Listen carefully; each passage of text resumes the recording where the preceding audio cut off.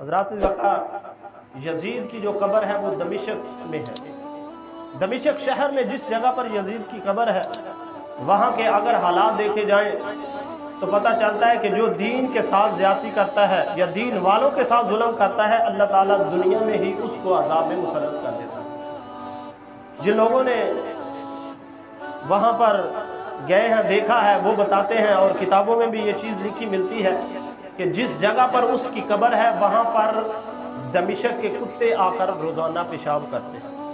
لوگ اپنے گھر کا پورا کرکٹ جو ہے وہ وہاں پر آ کر ڈالتے ہیں۔ حضرات الوقار پتہ چلا کہ جو آل نبی اولاد علی کے ساتھ ظلم کرنے والا ہو وہ نہ دنیا میں نہ قبر میں اور نہ ہی حشر میں صحیح رہ سکتا ہے۔ وہ دنیا میں بھی عذاب کا مستحق تھا، اللہ نے اس کو دیا، وہ قبر میں بھی عذاب کا مستحق ہے، اس کو مل رہا ہے، وہ کل حشر کے دن بھی عذاب کا مستحق ہوگا، اور اللہ کل قیامت کے دن بھی اس کو عذاب الہی عطا کرے۔ حضرات الوقار اس طرح دیگر جو اس کے ساتھی تھے، ابن زیاد اس کا بہت بڑا انجام ہوا۔ مختار ثقفی جو ہے یہ ایک کوفے کا حکمران ہوا، اور یہ وہ مختار ثقفی ہے جس کے گھر میں امام مسلم جب پہلے گئے تھے تو اس کے گھر میں پہلے ٹھہرے تھے، اور اسی کے گھر میں تقریباً 40,000 لوگوں نے امام علی مقام کے نام پر بیعت کی تھی۔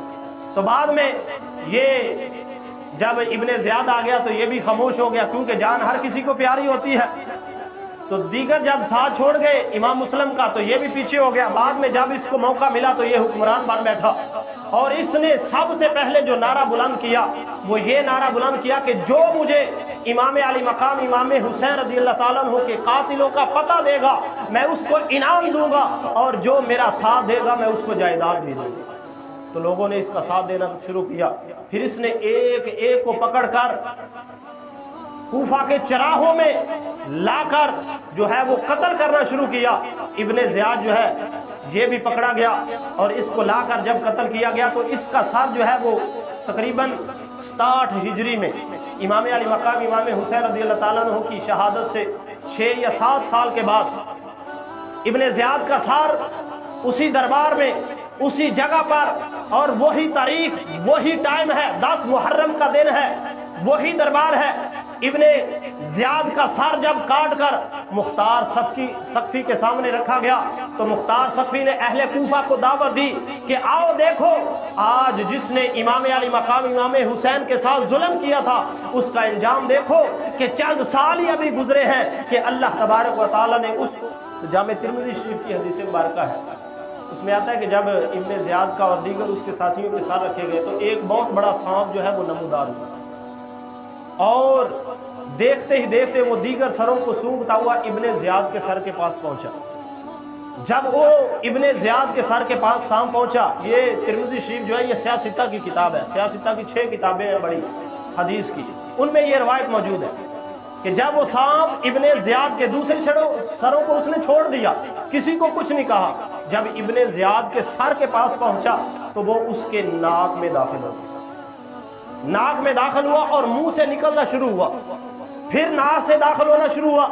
منہ سے نکل رہا، پھر ناک میں داخل ہوا، منہ سے نکل رہا ہے۔ 3 مرتبہ اس نے ایسا کیا، اور اس کے بعد پھر غائب ہو گیا، کسی نے نہیں دیکھا وہ کدھر سے آیا تھا کدھر سے گیا۔ تو ذات الوقار یہ حدیث مبارکہ جامع ترمذی کی روایت اس بات کا پتہ دیتی ہے کہ جو بھی دین والوں کے ساتھ یا آل نبی اولاد علی کے ساتھ کسی طرح کا بھی ظلم یا زیادتی کرے گا اللہ اس کو دنیا میں بھی عبرت کا نشان بنا دے گا، اور قبر اور حشر میں بھی اس کو عبرت کا نشان بنا دے گا۔ حضرات الوقار آج بھی کچھ حکمران ایسے ہیں، کچھ مسلمانوں میں بھی ایسے ہیں، کچھ غیر مسلموں میں بھی ایسے ہیں کہ جو ظلم کو اپنے لیے بہت اچھا سمجھتے ہیں،